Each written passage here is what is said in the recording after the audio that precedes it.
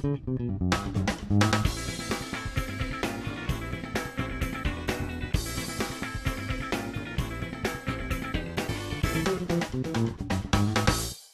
recently, I saw The Last Airbender. So I had some friends of mine come over to give their take on the series. And guys, go ahead and introduce yourselves.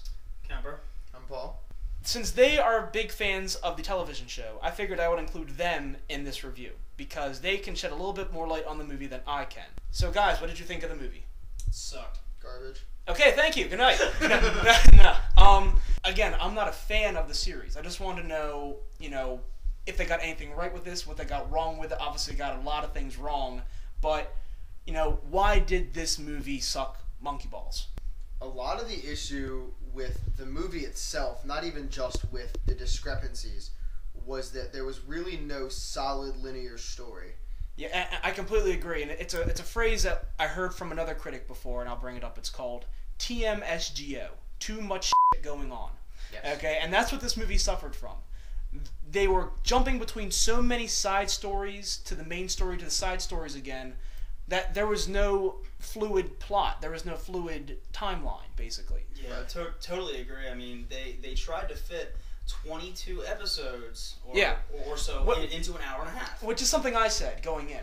Movie was a little over an hour and 40 minutes. Right. And they took what equated to about 12 hours worth of footage from an animated children's show and tried to make it into an hour and 45-minute epic movie. Right. And that's pretty damn difficult to do. Now, it can be done.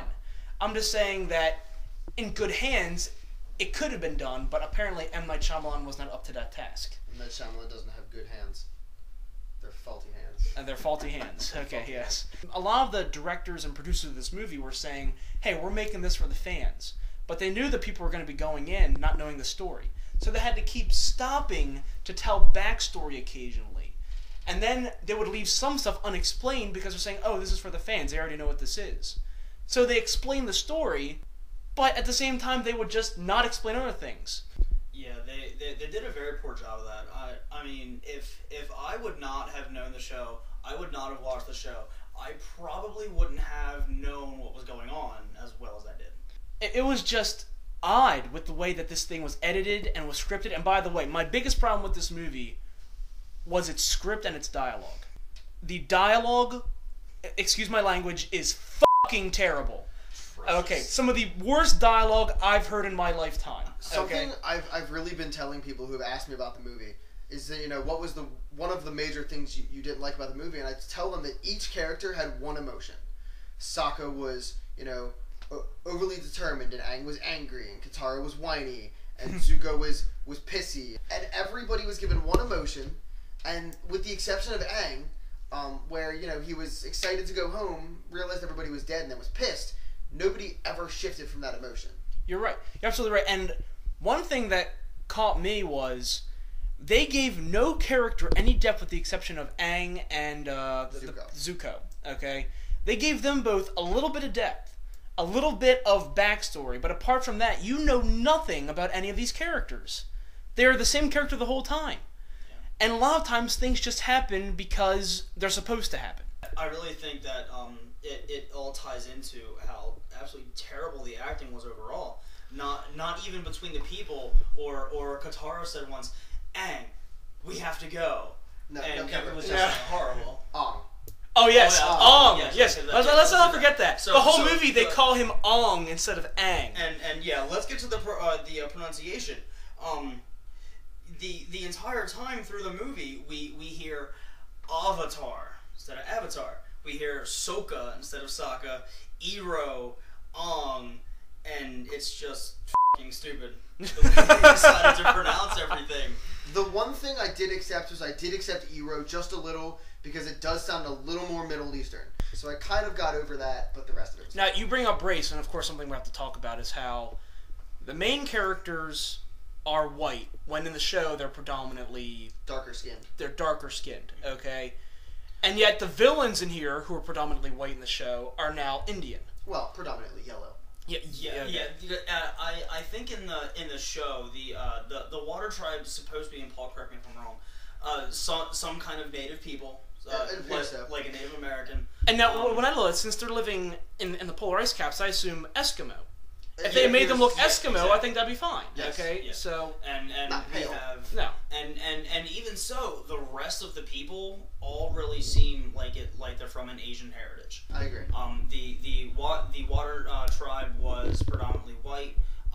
The Fire Nation was Middle Eastern. The Earth Nation looked Asian. Like Asian, Chinese, Japanese, so on. The Air Nation was Tibetan. And I thought it was fantastic. Is that what that was? They were Tibetan. Thank you. And I think it makes sense. I think it tied together fantastically. And even their monks were very close to what looked like a Tibetan monk. Okay. Now I have to bring this up because I try and find at least one good element or a couple good elements in every film. If you could say one good thing about the movie, what would it be? I think it looked great. I think it looked fantastic. I think it looked okay.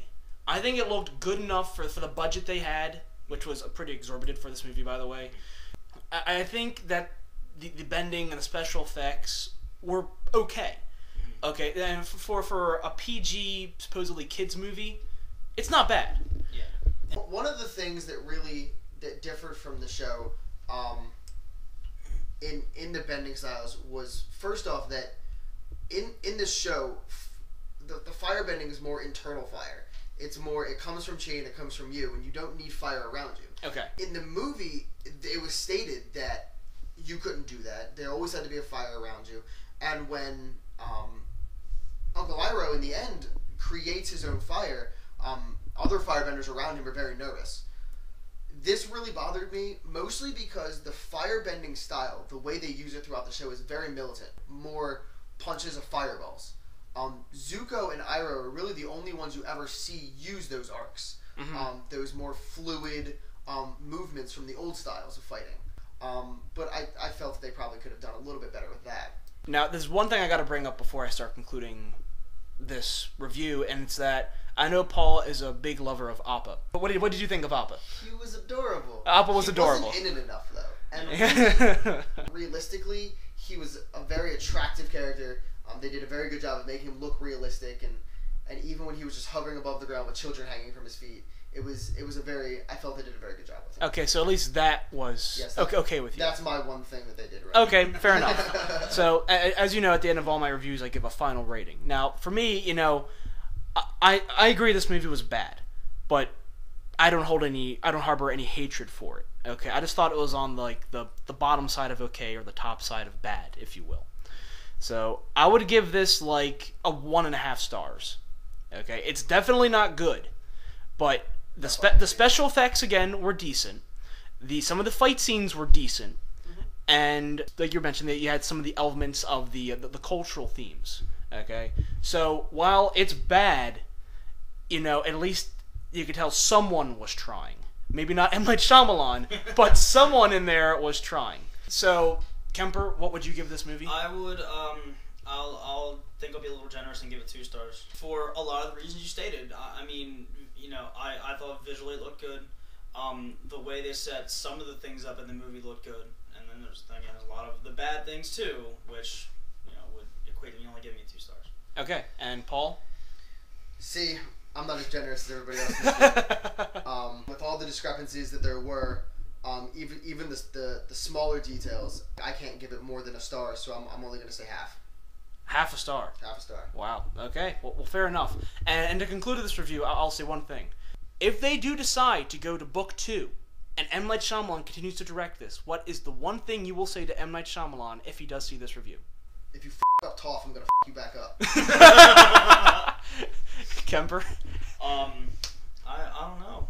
Let them actually act like they're supposed to act. They don't have one emotion. Let them do shit. They're supposed to be overall happy people. Okay, well, I want to thank you guys for joining me in this review. If you all listening to this have any takes on this, if you are fans, please post a comment down below and give us your take. I want to thank Kemper and Paul for joining me.